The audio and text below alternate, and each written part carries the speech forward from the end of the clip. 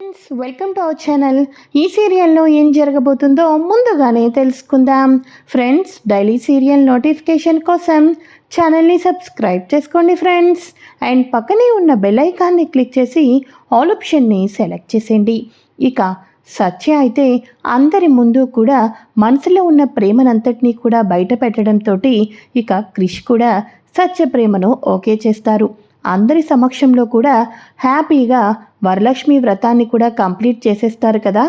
ఇక అందరూ చాలా సంతోషంగా ఉంటే భైరవి మాత్రం తన కొడుకు రుద్రాని, ఇంతకాలం నువ్వు పెద్ద మగాడు అనుకున్నాన్రా, కానీ నీ మగతనం, నీ తీరు మొత్తం బయటపడింది.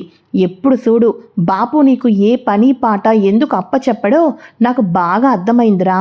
ఆడవాళ్ళ దగ్గర ఓడిపోయావు కదరా, ఛీ అని చెప్పేసి ఇక భైరవి తన పెద్ద కొడుకు రుద్రాని అయితే కసురుకుంటూ తిడుతూ ఉంటుంది కదా.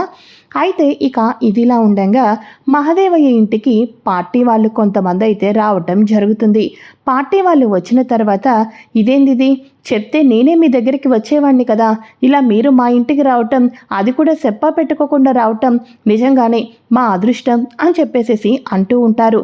ఇక వెంటనే ఏంది గట్లా చూస్తున్నావు, త్వరగా వీళ్ళకి ఏర్పాట్లు చూడు అని అనే లోపలే సత్య వాళ్ళందరికీ కూడా కాఫీ తీసుకోండి అని చెప్పేసి కాఫీలు అయితే అందిస్తూ ఉంటుంది. ఇక వాళ్ళు కాఫీలు తాగుతూ ఉంటారు.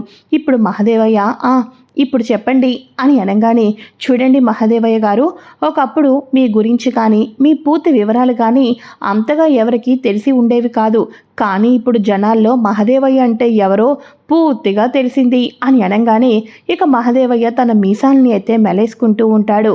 కాబట్టి పార్టీ వాళ్ళు యూత్ ప్రెసిడెంట్ కింద మీ ఇంట్లో ఎవరికో ఒకరికి అవకాశం ఇవ్వాలి అని కల్పించారు. మీరు ఎలాగో త్వరలో ఎమ్మెల్యే సీట్ వస్తుంది, మీరు ఎమ్మెల్యే అవుతారు, కానీ యూత్ లీడర్ కింద మీ ఇద్దరు కొడుకుల్లో ఎవరో ఒకరు కొడుక్కి ఇస్తే ఇంకా ఈ నియోజకవర్గం ముందుకు వెళ్తుందని పార్టీ వాళ్ళు నిర్ణయం చేసుకున్నారు. మీరు నిర్ణయం తీసుకోండి, మీ పెద్ద కొడుక్కి ఇస్తారా చిన్న కొడుక్కి ఇస్తారో చెప్తే మేము వెళ్ళి ఆ విషయాన్ని పైన వాళ్లకు చెప్తాం అని చెప్పేసి అనగానే ఇదంతా వింటున్న రుద్ర అయితే, బాపు తప్పకుండా యూత్ ప్రెసిడెంట్ని నాకే ఇస్తాడు, ఆ విషయం నాకు బాగా తెలుసు అని చెప్పేసేసి అనుకుంటూ ఉంటాడు రుద్ర.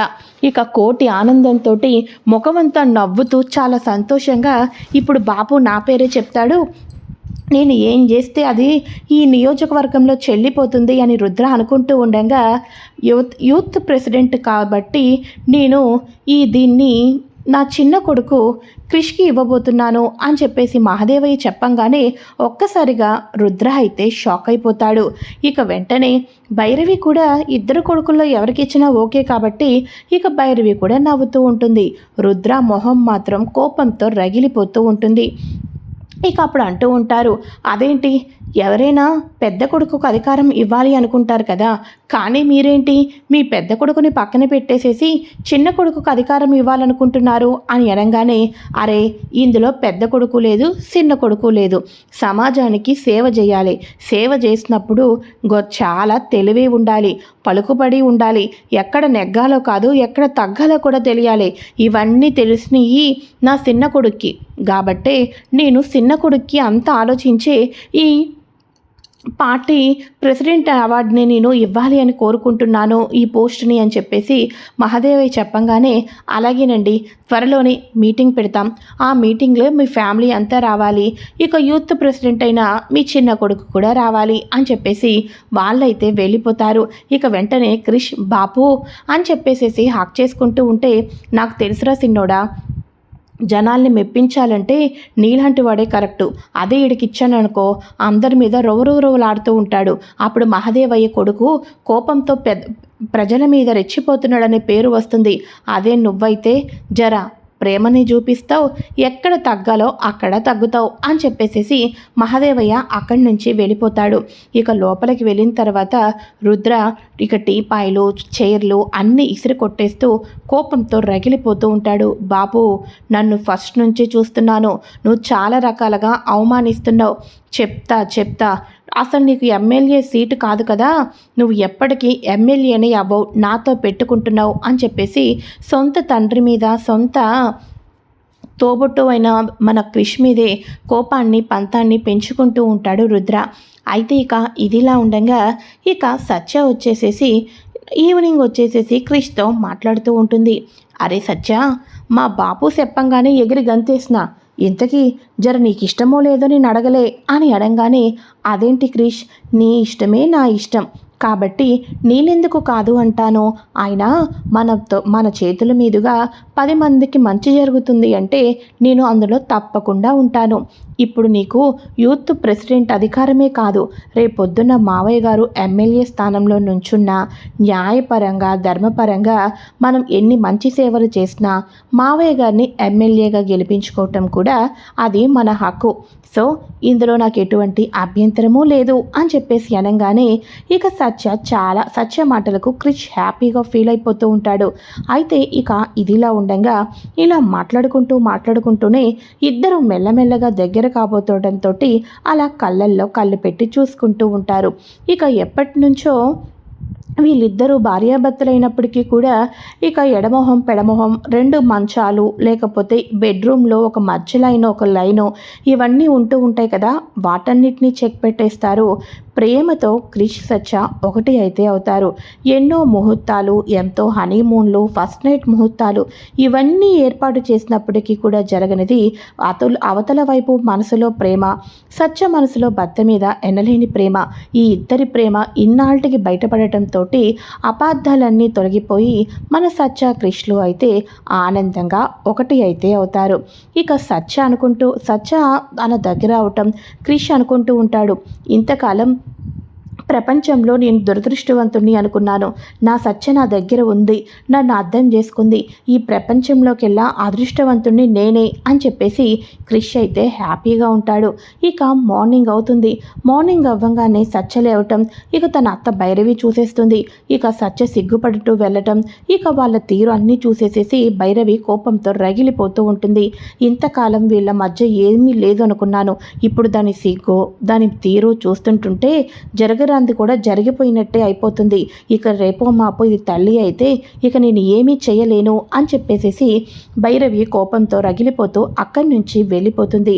అయితే ఇక ఇదిలా ఉండగా క్రిష్కి వచ్చేసేసి యూత్ ప్రెసిడెంట్గా అధికారాన్ని ఇవ్వాలి అని చెప్పేసి ఇక పార్టీ వాళ్ళు మీటింగ్కి వెళ్తారు కదా, ఆ మీటింగ్కి వెళ్ళినప్పుడు రుద్ర వచ్చేసేసి ఒక రౌడీతో మాట్లాడుతూ ఉంటాడు. అసలు ఆ రౌడీని అంతకు ముందుగానే చూసేస్తుంది సత్య. ఇదేంటిది, ఇతను అప్పుడు గుడి దగ్గర ఈ రకంగా ప్రవర్తించిన వ్యక్తి కదా, బావగారు ఎందుకు ఇతనితో మాట్లాడుతున్నారు అని అనుకుంటూ ఉండగా రుద్ర ఏమేం మాట్లాడతాడో అన్ని మాటల్ని కూడా వినేసేసి సత్య షాక్ అయిపోతుంది. బావగారు తండ్రి మీద ఇంత కోపాన్ని పెంచుకున్నారా, అన్నదమ్ముడు అయినా నా భర్త మీద ఇంత ద్వేషాన్ని చూపిస్తున్నారా? లేదు, రేపొద్దున్న మావయ్య గారికి ఎమ్మెల్యే సీట్ కూడా రానివ్వకోకుండా చేయాలి అనుకుంటున్నారు, నా భర్త మీద కూడా విషం చక్కుతున్నారు. ఇప్పుడు ఈ విషయాన్ని చెప్పి ఇప్పుడిప్పుడే సంతోషంగా ఉన్న క్రిష్కి నేను బాధ పెట్టలేను.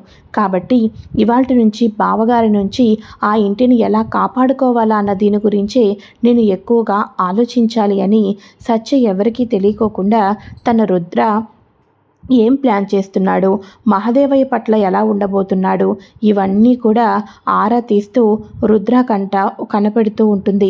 ఇలా కనిపెడుతూ ఉన్న రుద్రాకంట కనిపెట్టడంతో సత్యకేం తెలుస్తుంది అంటే అసలు ఎప్పుడూ రేణుక అక్కను తల్లిని కాకుండా చేయాలి అనుకుంటున్నది దీని గురించి అనే ఒక నిజం కూడా తెలుసుకుంటుంది. అదేంటి అంటే రుద్ర ఎప్పుడు కూడా ఒక అమ్మాయిని కలుస్తూ ఉంటాడు కదా, ఆ అమ్మాయి పెళ్ళి ఎప్పుడు చేసుకుందామని అడుగుతూనే ఉంటుంది కదా, ఆ అమ్మాయి దగ్గరికే వెళ్తాడు. ఇక రుద్ర ఆ అమ్మాయితో చూసిన సత్య బావగారు చిన్న చిన్న తప్పులే కాదు చాలా పెద్ద తప్పులే చేస్తున్నారు, అక్కకు అన్యాయం చేస్తున్నారన్న నిజాన్ని కూడా తెలుసుకుంటుంది రానున్న ప్రోమోలో. అయితే మరి రుద్రాని ఇంకో అమ్మాయితో చూసిన సత్య ఇక కోపంతో భరించి రేణుకకు అన్యాయం జరగకూడదు అని ఏ రకంగా నిర్ణయం తీసుకోబోతుంది అన్నది రానున్న ఎపిసోడ్లో తెలుసుకోబోతున్నాం. ఫ్రెండ్స్, మీకు గనక ఈ వీడియో నచ్చినట్లయితే లైక్ చేయండి. నెక్స్ట్ ఎపిసోడ్స్ కోసం ఛానల్ని సబ్స్క్రైబ్ చేసుకోండి. మరి రుద్ర వేస్తున్న ప్లాన్లో ఇక రుద్ర తండ్రికైనా అపాయం జరగచ్చు, లేకపోతే మన క్రిష్కైనా అపాయం జరగచ్చు. మరి తన భర్తను ఏ రకంగా కాపాడుకుంటుంది అన్నది నెక్స్ట్ ఎపిసోడ్స్లో తెలుసుకుంటాం. Thanks for watching friends.